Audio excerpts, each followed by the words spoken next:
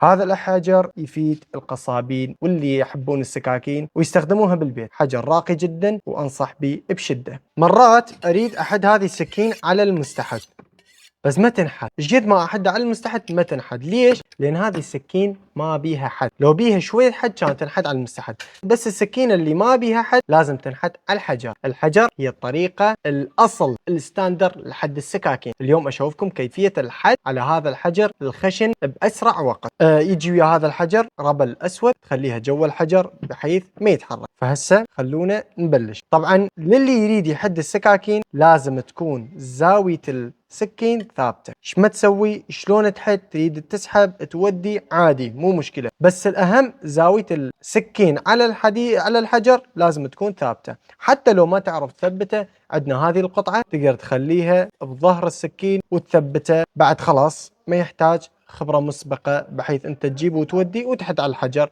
بس اني افضل احده بدون الزاوية. طبعا هذا الاحجار احجار مائية، فلازم يكون على الحجر دائما لازم يكون على الحجر مي، وينصح قبل الاستخدام تخليها بالمي مدة 10 دقائق إلى ربع ساعة حتى يتنقع الحجر، ومن تخلي المي على الحجر المي يوقف. فهسه نبلش. طبعا أنا دا أحد على الدرجة 240 اللي هو أخشن درجة، وحتى من الصوت واضح أن الحجر خشن جدا. هسه كملنا هذا الوجه. فشلون نعرف انه كملنا؟ الحد يصير به ميلان هيجي، فبظفري اقدر احس، ظفري توقف على النصل فاقدر احس انه عندي ميلان، فهذا الميلان معناته اني خلصت هذا الجهة. بس هنا شوية باقي، خلونا نكمل. خلي شوية مي ونكمل بس هذه المنطقة.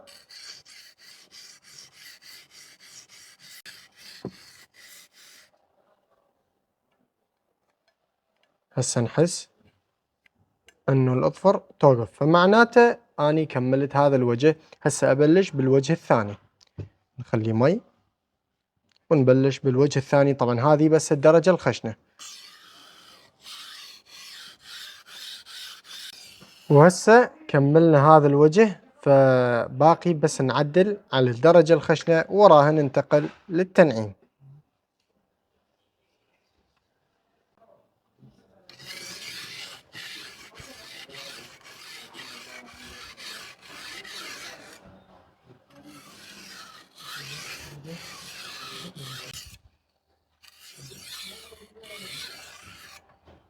وهسه نشوف سكينتنا انحدت على الدرجة الخشنة أو لا.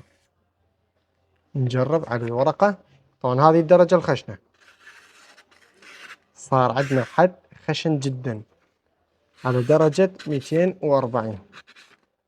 فهسه نحتاج ننعم على درجة 1000.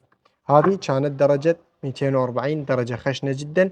هسه نحول على درجة 1000، وهسه نبدي ننعم على درجة 1000 ونشوف النتيجة مثل أول مرة. بس نبدي على جهة واحدة من السكين، وحتى من الصوت مالته نعرف أنه هذا الوجه أنعم من الوجه الخشن. فهسه نشوف نعمنا هذا الوجه، وهسه نبدي ننعم الوجه الثاني، لأن التنعيم يحتاج ضغط أقل وحد أقل، لأن أنا عندي حد بس أنعم.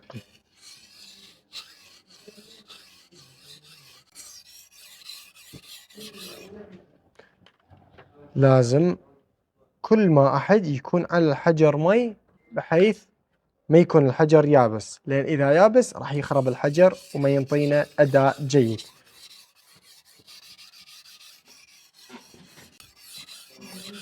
وهسه ورا ما نعمنا أيضا هذا الجهة، فراح نحتاج نوازن بين الوجهين بحيث يعتدل الحد، مرة من هالجهة ومرة من الجهة الثانية.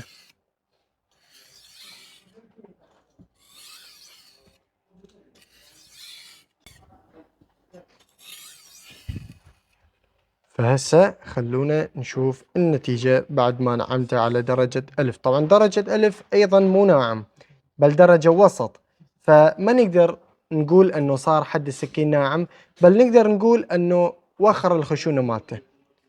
فخلونا نشوف. على الورقة أقدر أحس أنه صار الحد أنعم.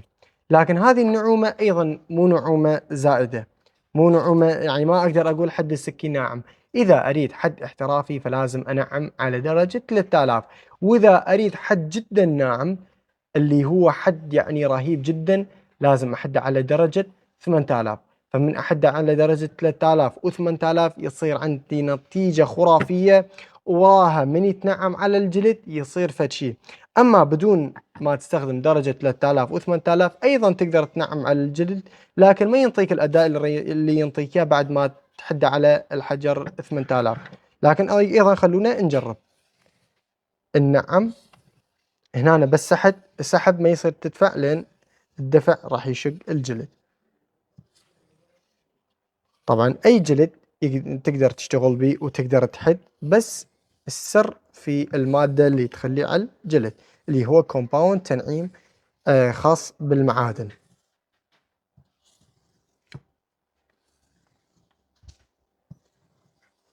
أنا قبل الفيديو حطيت كومباوند على هذا الجلد، فمثل ما تشوف كان لونه أخضر، بدأ اللون يغمق ويصير لون بعد غامق أكثر، وحتى إذا أشتغل به بكثرة راح يصير لونه أسود، وهذا معناته أنه ياكل شوية من الحديد فيصير عندي حد ناعم.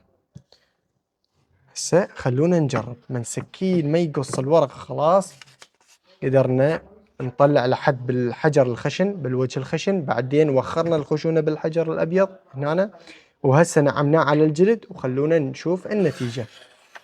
ما شاء الله صار عندي حد خرافي، حد رهيب. طبعا هذا الحد اللي شفتوه بهاي السكينة ما تجي ويا السكين إذا تشتريها جديدة. إذا تاخذ حجر سكينة جديدة ما تجي بهاي الحدية، بس أنت من تحده على الحجر بيها فد متعة حلوة، وتوصلها لمرحلة ما توصلها إذا تاخذ سكينة جديدة. هذا الحجر يفيد القصابين واللي يحبون السكاكين ويستخدموها بالبيت. حجر راقي جدا وأنصح به بشدة. للطلب والاستفسار راسلونا على الواتساب واحنا بخدمتكم.